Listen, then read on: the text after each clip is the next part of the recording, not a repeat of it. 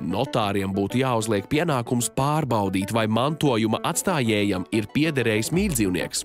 Savukārt mantiniekiem, kuri manto mirušā īpašumus, būtu pienākums mantot un uzņemties rūpes arī par dzīvnieku.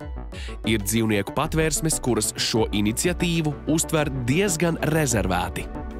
No vienas puses varētu saprast, jo es atbalstu to, ja tu mantojumu pieņem, tad tu pieņem, tā teikt, arī dzīvo daļu, bet no otras puses pastāv milzīga iespēja, ka tad šie dzīvnieki pēkšņi pazudīs, nomirs pēkšņi un vēl visādas lietas.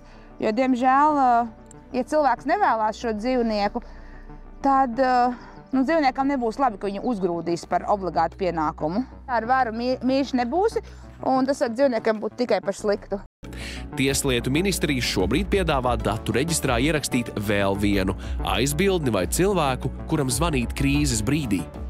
Iespējams, īpašnieks tajā brīdī, kad viņš vēl spēj kārtot lietas un rūpēties par dzīvnieku, vienkārši var reģistrā norādīt tādu kā nākotnes pilnvarojumu. Ja gadījumā ar mani kaut kas notiek, tad es vēlētos, lai par mani dzīvnieku rūpējās šī konkrētā persona. Tā kā, mūsuprāt, tas ir viens no risinājumiem, kā var konkrēti šo mājdzīvnieku aprūpes jautājumu sakārtot varbūt vienkāršākā ceļā, nekā tas ir tas mantošanas process.